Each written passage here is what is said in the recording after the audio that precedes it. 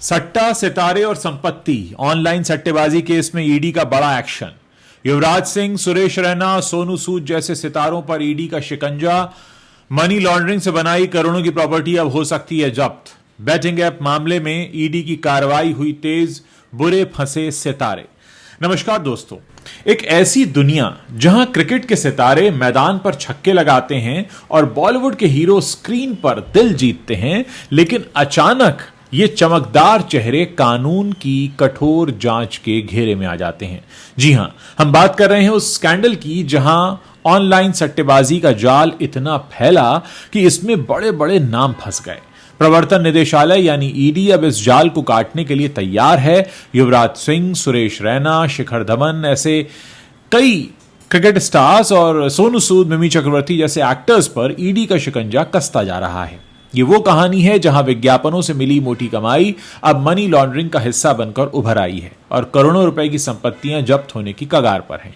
यह सिर्फ एक केस नहीं बल्कि एक सबक है कि गैर कानूनी बैटिंग का खेल कितना खतरनाक हो सकता है। तो चलिए आज इस वीडियो में आपको बताएंगे कि कैसे बैटिंग ऐप का प्रचार करके ये चमकते सितारे एक कानूनी कार्रवाई में फंसते जा रहे हैं। दरअसल ये सब शुरू हुआ एक ऑनलाइन प्लेटफॉर्म से, नाम है 1xBet। ये एक बेटिंग और गेमिंग ऐप है जो दुनिया भर में फैला हुआ है, लेकिन भारत में यह गैर कानूनी है क्योंकि यहां असली पैसे वाली ऑनलाइन सट्टेबाजी पर सख्त प्रतिबंध है। ईडी की जांच में पता चला कि इस ऐप ने कई भारतीय सितारों को अपने विज्ञापनों के लिए भारी रकम दी। ये पैसे विज्ञापन फीस के नाम पर दिए गए, लेकिन जांच एजेंसी का मानना है कि यह मनी लॉन्ड्रिंग का हिस्सा है। मतलब गैर कानूनी तरीके से कमाए गए पैसे को साफ सुथरा दिखाने का एक नया खेल। अब ईडी इन पैसों से खरीदी गई संपत्तियों को सीधे टारगेट कर रही है। सूत्रों के अनुसार ये संपत्तियां करोड़ों रुपए की हैं और इनमें भारत की प्रॉपर्टीज के अलावा यूएई जैसे देशों की भी कुछ प्रॉपर्टीज शामिल हैं। ईडी अब इनको कुर्क करने की तैयारी में है, यानी अटैच करने वाली है, ताकि ये संपत्तियां इस्तेमाल ना हो सकें। यह कार्रवाई prevention of money laundering act यानी पीएमएलए के तहत होगी, जो मनी लॉन्ड्रिंग के खिलाफ एक मजबूत कानून है। चलिए अब इस कहानी के मुख्य किरदारों पर नजर डालते हैं। सबसे पहले बात युवराज सिंह की। ये वो क्रिकेटर हैं जिन्होंने वर्ल्ड कप में छक्कों की बारिश कर दी थी, लेकिन अब ईडी के सवालों की बौछार झेल रहे हैं। ईडी ने युवराज से दिल्ली में पूछताछ की और यह सेशन 7 घंटों से भी ज्यादा समय तक चला। उनसे पूछा गया कि 1xBet से उनका संपर्क कैसे हुआ, पेमेंट कैसे मिला और क्या उन्हें पता था कि भारत में ये गैर कानूनी है। युवराज ने अपना स्टेटमेंट दिया और उनके बैंक अकाउंट्स और ट्रांजैक्शन डिटेल्स ईडी को सौंप दिए। इसी तरह सुरेश रैना, जो आईपीएल के स्टार प्लेयर रह चुके हैं, उनसे भी ईडी ने पूछताछ की। रैना का नाम भी उन क्रिकेटर्स में शुमार है जिन्होंने इस ऐप को प्रमोट किया। ईडी का कहना है कि इन प्रमोशन से मिले पैसे से संपत्तियां खरीदी गईं जो अब जब्त हो सकती हैं। अब बात करते हैं शिखर धवन की। ये ओपनर बल्लेबाज ईडी के ऑफिस में घंटों बैठे रहे, उनसे भी वही सवाल जवाब दोहराए गए। अनुबंध के दस्तावेज क्या थे, ईमेल क्या आया था, पेमेंट मोड क्या था। धवन ने सहयोग किया और जरूरी कागजात सौंप दिए। फिर रॉबिन उथप्पा, जो बेंगलुरु में ईडी के सामने पेश हुए, उनका सेशन 8 घंटों तक चला। उथप्पा ने पीएमएलए के तहत अपना बयान दर्ज कराया। ये सभी क्रिकेटर्स पिछले कुछ हफ्तों में ईडी के राडार पर आए हैं और जांच एजेंसीज अब इनके फाइनेंशियल रिकॉर्ड्स को खंगाल रही हैं। क्रिकेटर्स के अलावा बॉलीवुड और रीजनल सिनेमा के सितारे भी इस जाल में फंसे हैं। सोनू सूद, जो कोरोना काल में लोगों की मदद के लिए हीरो बने, अब ईडी के सवालों का सामना कर रहे हैं। दिल्ली में ईडी ऑफिस पहुंचे सोनू से 7 घंटों तक पूछताछ हुई। उन्होंने अपना स्टेटमेंट दिया, लेकिन केस अभी चल रहा है। सोनू का नाम 1xBet के विज्ञापनों से जुड़ा है और इसी तरह पूर्व सांसद और एक्ट्रेस मिमी चक्रवर्ती से भी ईडी ने पूछताछ की। मिमी टीएमसी की पूर्व एमपी हैं और बंगाली फिल्मों में काम करती हैं। उनसे कोलकाता में सवाल जवाब किए गए। बंगाली एक्टर अंकुश हाजरा भी ईडी के सामने पेश हुए और उन्होंने अपना बयान दर्ज कराया। इस केस में एक नाम और है, उर्वशी रौतेला का। उर्वशी 1xBet की ब्रांड एम्बेसडर रही हैं, लेकिन जब ईडी ने समन भेजा तो वो विदेश में थी, इसीलिए उनका बयान अभी दर्ज नहीं हो पाया। ईडी इंतजार कर रही है। इसके अलावा कुछ सोशल मीडिया इन्फ्लुएंसर्स को भी तलब किया गया है।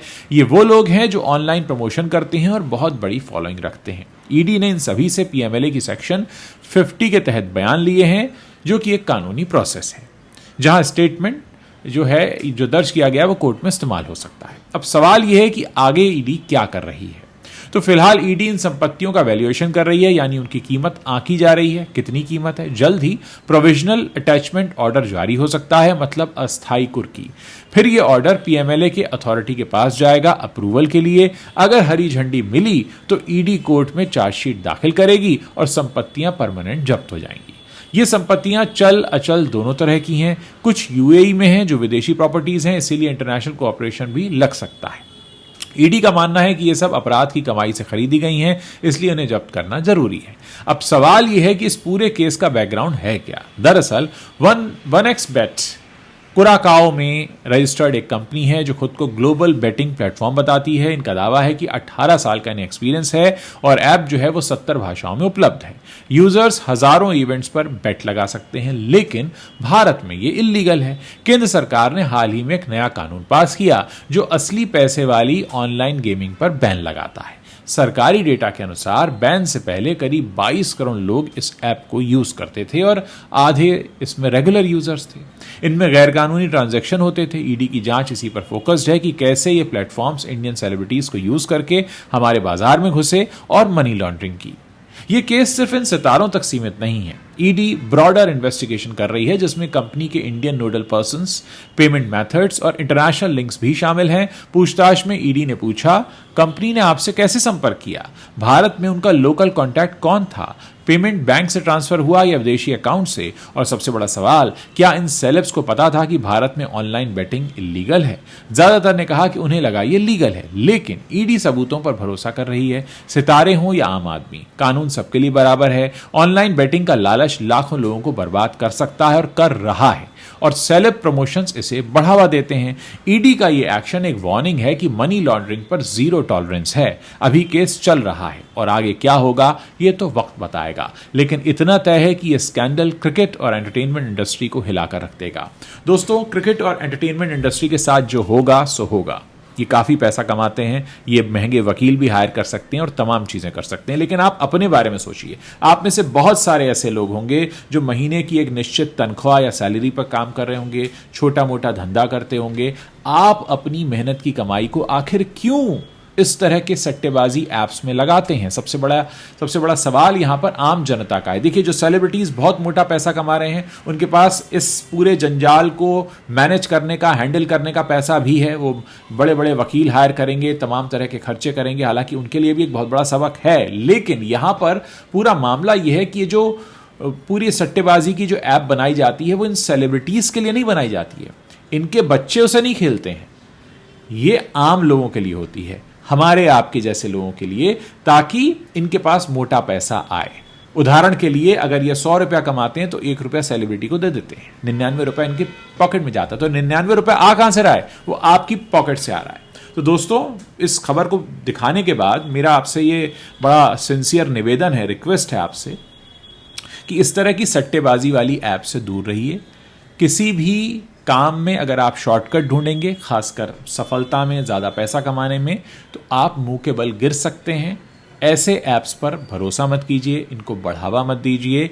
ऐसा करना देश के खिलाफ है, हमारी अर्थव्यवस्था के खिलाफ है और एक अपराध है। उम्मीद है आपको ये वीडियो पसंद आया होगा। इसे आप अपने दोस्तों के साथ शेयर करेंगे। चैनल पर नए होंगे तो हमें ज़रूर सब्सक्राइब करेंगे। मुझे इंतजार रहेगा आप लोगों के कमेंट्स पढ़ने का।